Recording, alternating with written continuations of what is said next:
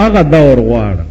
زه په دې دور قائل نه، زما دا ایمان نه دی، زما دا دین نه دی، زما دا مذهب نه دی، زه د دې قائل نه. زه هغه دور غواړم چې سړی جاړي او د ښځې بچی کیږي او نیمه شپه ده او حضرت عمر پې ورغی. بچیا ولې جاړي؟ ورته ځه کاکا کار کوه. وی نه حل ووایه. وی دې جونګړه کې مې ښځه ده بچی کیږي او څوک ښځه نشته چې د دې خدمت.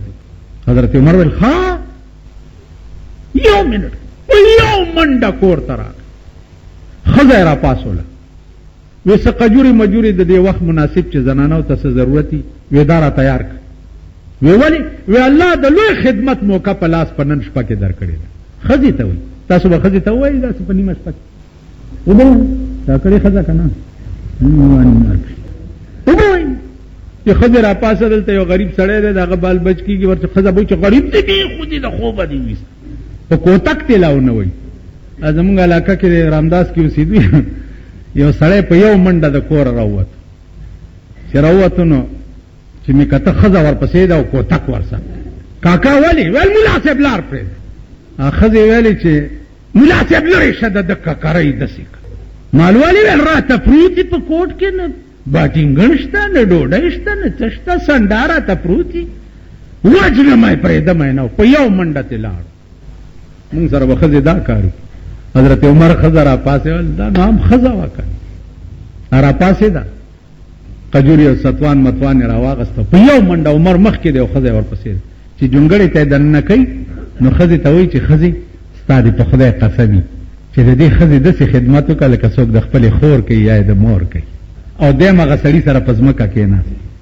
چې یو ساعت تېر شو هغې ښځې د حضرت عمر آواز وکړو چې یا امیر المؤمنین مبارک شه وراره دې وشو. میړه ته وایي مبارک شه وراره دې وشو، د غریب سړي زوی وراره دې وشو. نن به د خان ښځه دا ووایي غریب سړي ته چې زما زوی وشو ستا وراره دی. خانان نوابان ارقبیار باپان ته به د ارباب صاحب په مخ کې داسې ووایي چې ستا زوی شوی دی صاحب مبارک شه زما وراره وشو. یعنې رور به ووایي ارباب ته تاسو کوڅه ډب ویلی شئ ارباب ته رور. دلته یو سړي نه سپی ورکو سړی خان خپه و ډېره ورته یو بل راغی وی صاحب ولې خپه یې؟ مزان په څلور بولي کې زه ستا سپی یم که زه دې سپی یم وایه په چا چک ولګوم. مونږ خو هغه مونږ د خانانو سپي جاروکخي حجرې جارو کوونکي. حضرت عمر ښځه حضرت عمر ته وایي مبارک شه وراره دې وشو. سړي چې واورېده چې دا امیر المؤمنین دی خو دا د ده ښځه راغلي زما د ښځې خدمت ته نو لړزه پې ولګېد. حضرت عمر ورته وایي یارېږه ما بجا اتنا بھی خدمت آپ کا سر لا نہ سکتا تھا غلامی کی سند شاہ امم سے پا نہ سکتا تھا. وہ سڑیا کزد غریب و خدمتگار نوے نو نن بد محمد رسول اللہ د غلامانو په لسٹ کې زمانہ مدرد شوه نوے. بیا ورته څه وایي جو ادروئے شریعت قوم کا سردار ہوتا ہے وہی اللہ کے بندوں کا خدمتگار ہوتا ہے. وہ مسافرہ کم سڑے چې د قوم سردار شي نو زما محبوب ویلی دی چا د قوم خادم وي زستا خادمم نو کما ښځه ستا د ښځې خدمت لراوسته نو زه ستا خدمتګارم. دا څه د یرې خبره نه ده. زه خو هغه دور غواړم. زه به چاله چای کوم نو ماله به سرک جوړی، چاله به روټۍ کوم نو ماله به ویڼی جوړی، کله به دعوت کوم نو ماله به کوڅه جوړی. متیازې پې ولې نسته؟ دا شرمېدلي قوم دا حال جوړ کړی. دا به خدای نور رسوا کوي، نور به شرموي، نور به ذلیله کوي، ځکه چې دوی اهل دل نه دي. چې اهل دل شي دې خبرو ته به دې پروا هم نه. زه ایماني درته یم دا د ملاتوب جذبه مې کله لیونی کي دا تاسو مخکې څه ګډې وډې ووایم کنې زما دې خبرو ته تصور هم نشته، خیال مې هم نشته، فکر مې هم. زه صرف اهل دل غواړم. ما د اهل دلو مجلس اټینډ کړی. د هغه خلکو چهرې مې لیدلې دي چې کومو خلکو سره به هره شپه جناب رسول الله مشورې کولې. د هغه خلکو جوټه مې څکلې ده چې پیغمبر به په خوب کې ورته حدیث و تصحیح کوله. هغه خلکو لاس مې سب کړی دی چې کومو خلکو ته د شپې خدای ووی چې نصیر الدین دا رسالت تا لیکلې؟ وی یا الله ما لیکلې، که څه غلطي معافي غواړم. وی غلطي پکې نشته، د ژوند هر څه مې درته معاف کړه. ما هغه خلک لیدلي دي. زه چې دې خلکو ته ګورم دا راته بني ادم نه ښکاري. دې ته چې ګوري د رحمان بابا دا شعر یادوي چې که ظاهر مې د سړو دي زه یې څه کړم. ټول وایي لږ، ټول خولې خوځوئ. که ظاهر مې د سړو دي زه یې څه کړم، په معنا کې د چارپایو په حساب یم. قسم په خدای دی چې مونږ معنوي سپي، مونږ ګیدړان یو، مونږ شرمخان یو، مونږ خره، مونږ معنوي خنزیران یو. خنزیر څه ته وایي؟ په ټوله خدای کې الله خنزیر ته زیات پلیت ولې ویلي دي؟ سپیم پلیت دی، ګیدړم پلیت دی، وغیرہ وغیرہ. دا خنزیر پکې نجس العین ولې دی؟ خنزیر نجس العین ځکه دی چې د خنزیر په خزه بل خنزیر خپواړی نو دی ورشي خنزیر سب کی. دا دوست دی، خپل خزه بل سره وګوري الټا هغه سب کی. مونږ داسې یو که نه؟ زمونږ ښځې زمونږ په مخ کې پردو سړو له لاسونه ورکوي که نه ورکوي؟ زمونږ ښځې زمونږ په مخ کې دکاندارانو سره انګتې اچوي که نه؟ زمونږ ښځې مونږ نه یو په بازارونو کې ګرځي که نه ګرځي؟ مونږ آی خفه نه شئ. دا ټوله ګناه د دې ده چې مونږ صاحب دل نه یو. زمونږ د ښځو تربیت صحیح نه دی، زمونږ د بچو تربیت صحیح نه دی شوی. مونږ تباه یو، مونږ غرق یو، زمونږ آخرت به تباه یي. په خدای قسم په ژوند هغه خلکو ما ته قرآن وخوړو. مولانا افغاني صاحب چې د لاهور دیرې ته لاهوري صاحب بوتلم او راته وویل چې ته زما په خبره یقین نه کوې، مخې لا ته راته راس راخ کو وګوره دې دیرې ته. وی چې دیرې ته مې وکته هر قبر نه د اور لمبې راول. دا د لیدو خبرې اخري خبره واورئ. یو بزرگ د بل بزرگ په قبر تیرېده، ورته وی سال دی، وی پاس نه څه د حال پوښتنې کوي چې لاندې راشي پته به درته ولګي. اوس لاندې خو یقیني ور روان یې که نه؟ که نه څه شک پکې شته؟ یقیني خو چې لاړ شي خپل چې دی واخلي هلته دې کېږدي، ښه دې سنبال کا بیا درنه لیږدي. خپل چې دی واخلي هلته دې کېږدي، ښه دې سنبال کا بیا درنه لیږدي. درته به راشي د قهره ریږدي، تکیا دې خدای شه په ګورستان کې. ترا په یاد یادې بابا کړه چې هغسې شو ورته نگاه کړه. بادشاہی لار دا کاروان تیریږي، سحر سبا دې بلبل چغیږي. عزیزانو کوم باس چې ستاسو په مخ کې دا هغه خلق را روان دی چې کومو ته الله انعمت علیهم ویلي دي. نو دې دومره اوږد او طولاني باس نه زما غرض دا دی چې د الله انعام چې دی هغه دولت او دنیا ته نه وي. د الله انعام چې دی هغه دا دی چې د سړي ځان سره تعلق پیدا کی. انعام دی ته مهربانی د خدای پاک دی ته نه وي چې سړي ته دولت ډېر ورکي، بادشاہي کی، وزیری کی وغیرہ. مهربانی دی ته وي چې د سړي زړه او جبه دا د الله شي، دا د بل چا نه. جبهم الله نه بغیر بل خبره نه کوي او زړیم د الله نه بغیر. دا خلق دی انعمت علیهم. مونږ او تاسو انعمت علیهم کې نه راځي.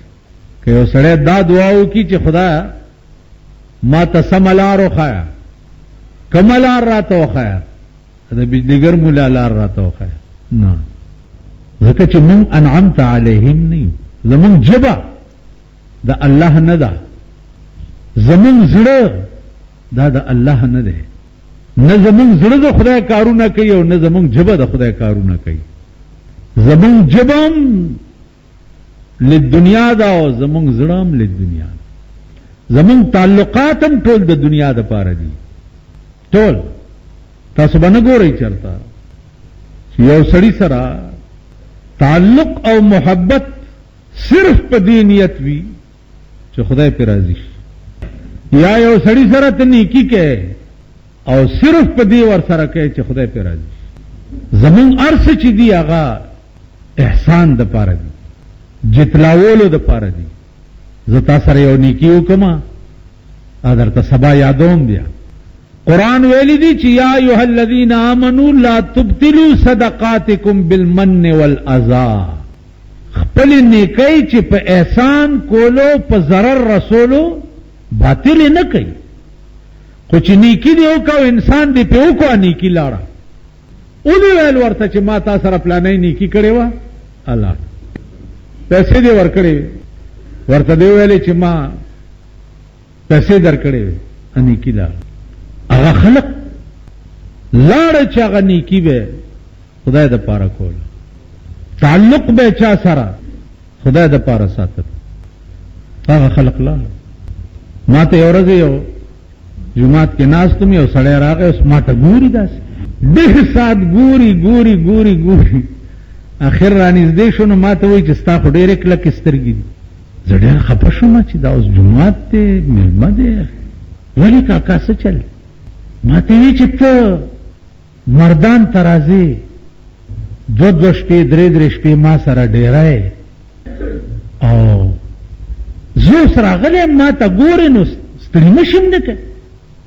ما ورته ویل کاکا داسې چل دی چې دا ستړي مه شي مړي مه شي زما ډېر عادت هم نه دی او خوښ مې هم ډېر نه دي که نه دي، ستړی مه شي او خوار مه شي او کور خیر دی او چرګان جوړ دي او پلانې جوړ دی او که درته وایي چې چرګ مې ناجوړه دی یو ګولی به ورسره وي. واسې هغه یو زباني جمع خرج دی چې دې خلکو یاد دی، خی جوړې خی جوړې خی جوړې، څه تکلیف خو نشته. اوس که ما درته ویل چې ما ته دا پلانې تکلیف دی، ښه خدای دې لرې کړي نو بیا خدای ته سپارې، دا ټول زباني جمع خرچونه دي. ما ورته ویل کاکا داسې چل دی چې ما خو په زندګۍ کې په مردان کې شپه نه ده کړې، په زندګۍ کې ما په ډیرو کې چرته شپه نه ده کړې، په بنو کې مې شپه نه ده کړې، څومره په دې صوبه کې چې زه ګرځېدلی یم شپه مې نه ده کړې، که د شپې 2 بجې واپس را روان شوی یم، که چېرته جلسو ته یا تقریر ته تللی نو مردان کې خو ما په زندګۍ کې شپه نه ده کړې. نو د هغې غریب لږ نظر کې فرق غوندې و. ما ته یې چې تا بجلیګر ملایې که نه یې مالي یمه، ویل ته به نه راتلې چې ما درته چرګان به حلالو. زه پوه شوم ام زما په شکل یو او زما په شکل بعضې شته دی د غټو غټو جنازې چې کوي اخبار کې فوټو راشي نو ما ته وایي چې ته خو هم ورته ولاړ وې جنازه دې کوله، هغه شکل هم زما په شان. نو زما په شکل یو چا بتلو دی غریب ته د د سبزی دکان نو د بزان سره ډیره کو ورته ډیر خاطر مدار او پیسې میسې به هم ورکوه.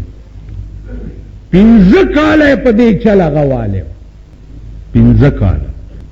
عزیزانو عرض مې داو چې هغه سړی چې ورته دا ویلي چې زه دیم په داسې مرض مړ شو چې یو کال پروتو بویونه تتله کور والا نږدې نه شو ورتلی. دا زمون ملک دی او دا زمون زمانه ده او دا زمون کردار دی او دا زمون اخلاق دی. داسې شته د زکات په میاشت کې زما نوم او زما طرف نه زما دستخط زده کړی دی چې ټولي کې دې مالدارو خلقو ته خاص کر دا زمون دریوال چې دي از طرف محمد امیر عرف مولانا بجلیګر دا سړی درلېږمه دله دومره زکات ورک. خو دا یقین ما تعالی راغی چې یو سړي راته چټو خود دا سړی دې رالېږلی او 15,000 روپۍ مې وله ورکړي. ما چوکت اوس زه چې ورځ تېرېږي که نه نو دا شعر را یادیږي چې یا الہی یہ تیرے سادہ دل بندے کی در جائیں، یا الہی یہ تیرے سادہ دل بندے کی در جائیں کہ سلطانی بھی عیاری ہے اور درویشی بھی عیاری. بادشاہیم ټګي شوه. تو ګوره د پاکستان بادشاہي فراډ او دوکه ده کنه ده.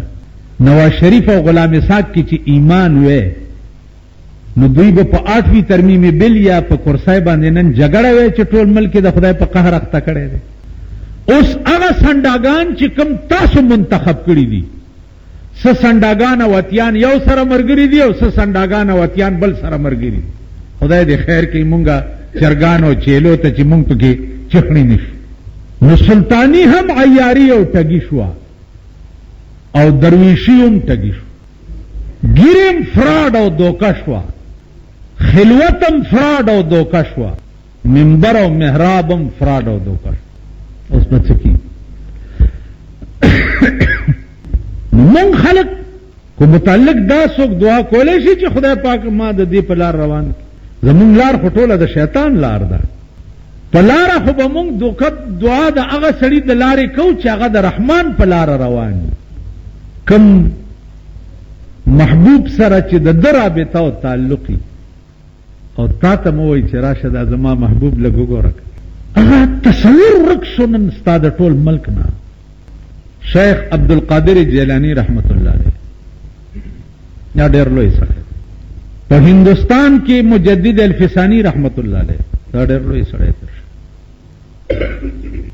په عربو کې شیخ عبدالقادر جیلانی رحمت الله علیه چې د چا په عراق کې قبر دی دا ډېر لوی سړی.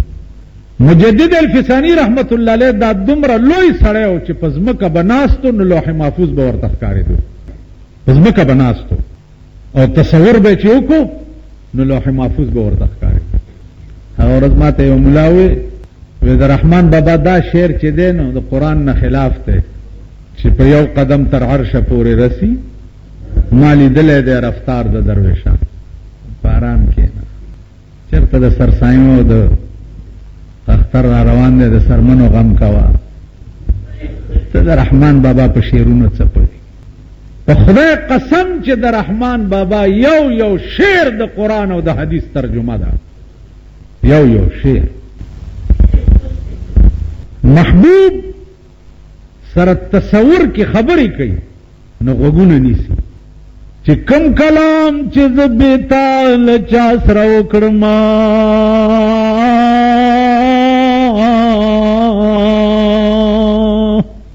کم کلام چې زه بېتاله چا سره وکړم سلطوبې دي په هغې کلام زما تا نه بغیر چې بل چا سره خبره وکم نو زما دې پې سلطوبې. دا اشاره ده څه ته؟ دا اشاره ده دې ته صحابي ناست دی پټي کې ګوټ کوي څه بوټي موټي برابر.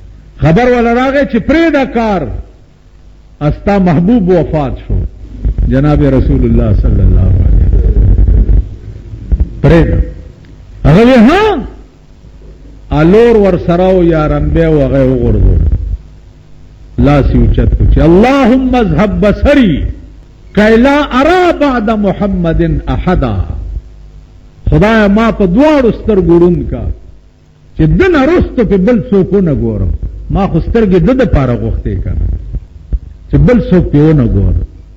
پټي کې ناست په دواړو سترګو ړوند شو.